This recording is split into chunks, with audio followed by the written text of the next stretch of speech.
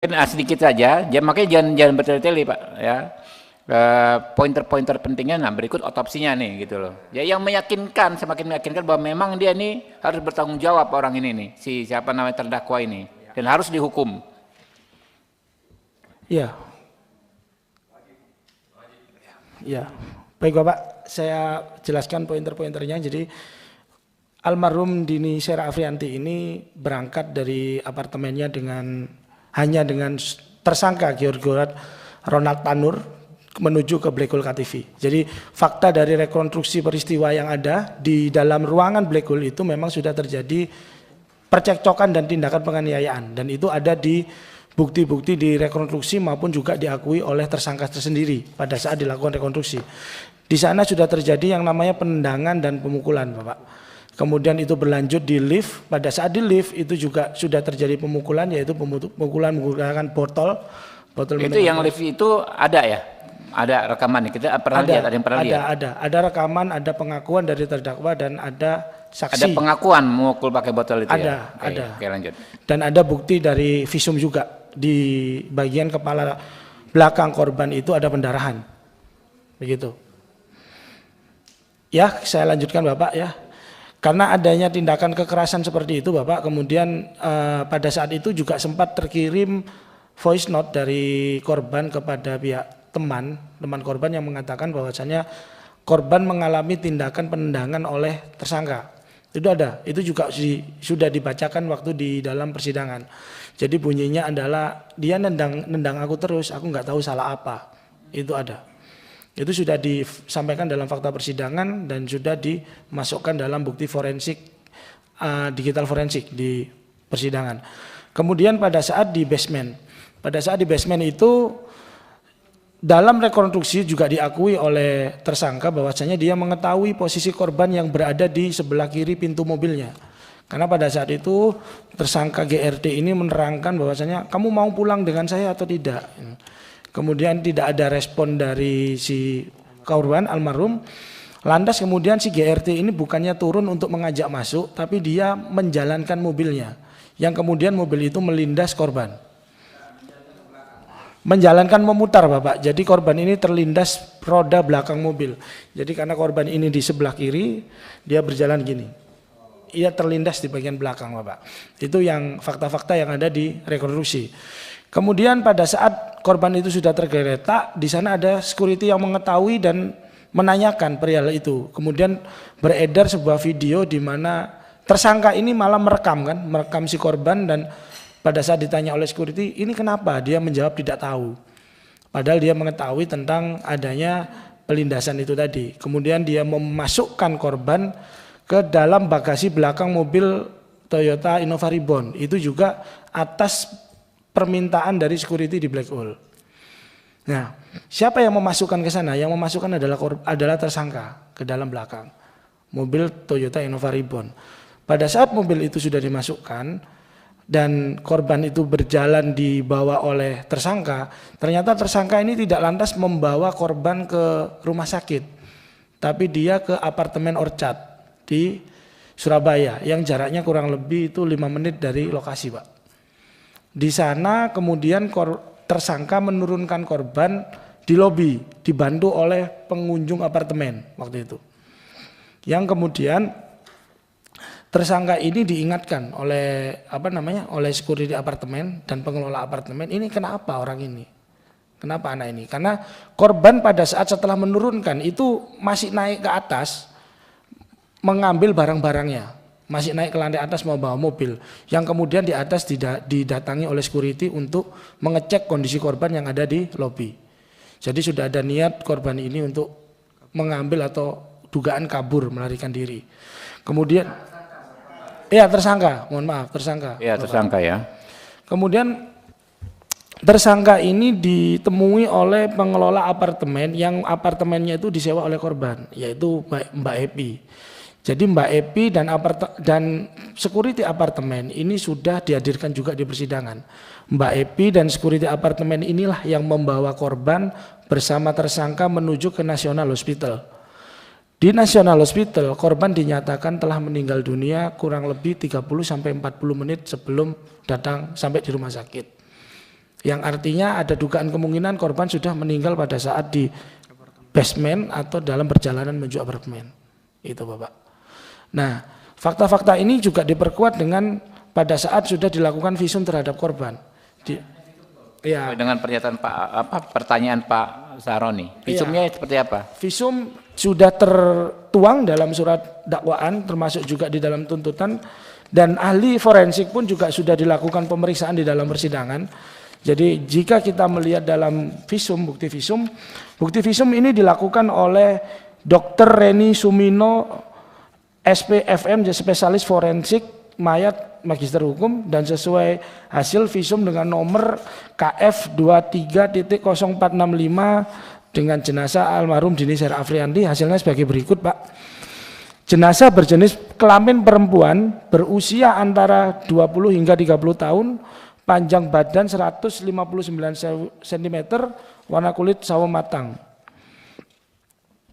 2. Pada pemeriksaan luar ditemukan A. Pelebaran pembuluh darah pada selaput lender kelopak mata dan selaput keras bola mata. B. Bintik pendarahan pada selaput lender kelopak mata dan selaput keras bola mata. C. Kebiruan pada ujung-ujung jari dan kuku tangan kanan dan kiri. D. Pucat pada ujung jari-jari dan kuku kaki kanan dan kiri. Analisisnya, kelainan di atas lazim ditemukan pada mati lemas. E. Luka lecet pada dada, perut, lengan atas kiri, tungkai atas kanan dan kiri, tungkai bawah kiri akibat kekerasan benda tumpul. F. Luka memar pada kepala kiri, telinga kiri, leher, dada, perut, punggung, anggota gerak atas kanan, lengan atas kiri, dan tungkai atas kiri akibat kekerasan benda tumpul. Yang ketiga, pada pemeriksaan dalam ditemukan A. Pelebaran pembuluh darah pada otak, usus halus, usus besar akibat mati lemas. B. Resapan darah pada kulit bagian dalam kepala, resapan darah pada kulit bagian dalam leher, resapan darah pada otot dada, resapan darah pada tulang iga kedua, ketiga, keempat, dan kelima kanan. C. Luka memar pada bagian bawah paru dan hati akibat kekerasan benda tumpul. D. Luka robek pada hati akibat kekerasan benda tumpul. E. Pendarahan pada rongga perut kurang lebih 1.200 ml. 4. Pada pemeriksaan tambahan ditemukan A. Ditemukan alkohol pada lambung dan darah. B. Pelebaran pembuluh darah pada otak besar, hati, ginjal kanan dan kiri.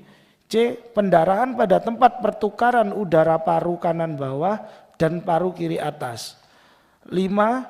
Sebab kematian karena luka robek majemuk pada organ hati akibat kekerasan benda tumpul sehingga terjadi pendarahan hebat. Jika dikaitkan dengan kronologis dan rekonstruksi, Bapak, di dalam kronologis dan rekonstruksi itu memang terjadi lindasan di bagian bahu korban yang di situ memang melindas sampai hampir separuh dari badan korban. Jadi bila di sana dikatakan ada luka pendarahan pada bagian perut sampai dengan dada, itu memang sudah benar. Dan ditambah, mohon izin, saya menunjukkan sebuah gambar, Bapak. Sorry, itu di hasil visum itu adakah bahasa bahwa yang bersangkutan meninggal dikarenakan alkohol? Tadi sudah dijelaskan meninggal karena adanya pendarahan hebat majemuk di. Ya, I know. Maksudnya gini, hakim ini kan berlandaskan putusan yang dia putuskan karena mengakibatkan meninggal itu gara-gara alkohol. Iya. Itu yang saya kejar sebenarnya. Iya. Terusin. Ya. Lanjut. Ya. Jadi saya perjelas Pak Ahmad Sori ini, jadi tidak ada identifikasi selama proses persidangan dan itu sudah ditanyakan juga oleh majelis hakim pada saat persidangan pemeriksaan ahli forensik, Bapak. Kebetulan saat itu saya hadir, Jadi pada saat saya hadir sudah ditanyakan apakah ada kandungan alkohol di dalam tubuh korban. Ada. Apakah itu menyebabkan kematian? Ahli forensik mengatakan tidak menyebabkan kematian. Yang menyebabkan kematian adalah pendarahan hebat di perut, dada dan hati. Hakim brengsek. Jadi itu terus Bapak mohon izin jika dikatakan tadi apakah bukti dari yang menyebabkan kekerasan benda tumpul di bagian lengan korban itu ada bekas ban dari mobil kendaraan tersangka. Ini Bapak. Ini ada bekas ban. Ya. Ya. Jadi itu Nggak Pak. bisa di ini ya, nggak ada PDF-nya ya? Ada Bapak. Udah kasih. Di ini ditampilkan aja.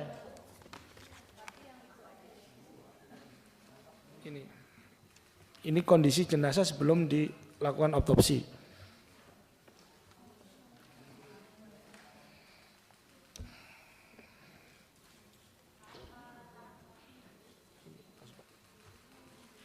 Ya panitia nggak ada tuh. Nah, nggak bisa digedein tuh. Ya, Itu ya, iya, bekas Pak. ban ya. Bekas ban. Astagfirullahaladzim. Ya Allah. Biadab banget ini. Itu bekas roda ban itu mobil. Iya, itu Pak, bekas ban. Berat bannya merek Continental itu Pak.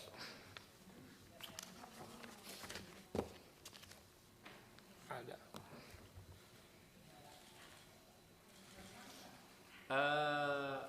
Itu security diperiksa juga nggak? Udah pernah dihadirkan saksi? Iya, semua security dan saksi-saksi berkaitan dengan perkara ini sudah dihadirkan Bapak. Oke. Jelas bahwa hakim membrengsek. Lanjut. Ya, baik Bapak. Dan kemudian yang menjadi catatan bagi kami dalam proses persidangan itu ada beberapa sikap-sikap dari hakim yang menurut saya tidak memberikan keleluasaan bagi saksi untuk menyampaikan apa yang dilihat dan apa yang dialami dan diketahui oleh saksi. Oke. Apa pointernya ini ya? Iya, Pak. Tolong sekretariat, bos, sekretariat ya. Nah ini menjadi pointer kita sampaikan langsung ke KY, jadi bahan pemeriksaan KY dengan Bawas. Ya, nanti bikin surat khusus ke KY. Tadi sorry, yang sebelumnya, slide sebelumnya mana tadi? Bukan tadi pointer yang Mas sebutkan tadi. Apa ya Mas dibacain aja Mas, sikap-sikap hakim yang ini. Iya, mohon izin Bapak. Untuk sikap-sikap hakim yaitu sifatnya kami melihat sikap dari hakim itu intervensif dan terkesan tidak memberikan keleluasaan bagi saksi untuk menyampaikan apa yang dilihat, dialami. Pointernya di PowerPoint-nya ada nggak yang Anda sebutkan tadi? Ada? Tidak ada Pak, kami tidak menyebutkan di sana Pak. Cuma sudah kami lampirkan dalam laporan kami di KY Bapak. Oke. Nah ya ini laporannya aja teman-teman ya. Minta tolong KY proaktif ya, sekretariat ya, bikin surat ya.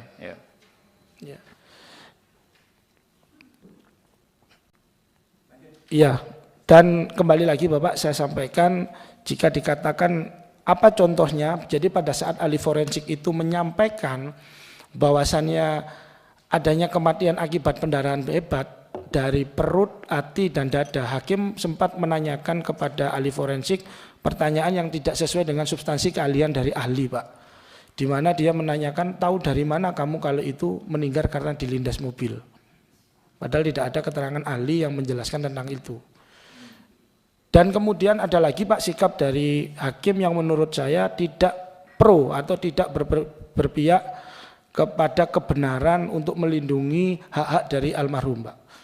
Contohnya adalah pada saat saksi LPSK dilakukan pemeriksaan, di mana hakim sempat keberatan JPU menghadirkan LPSK sebagai saksi, padahal LPSK ingin menjelaskan tentang kewajiban daripada tersangka untuk menyampaikan restitusi.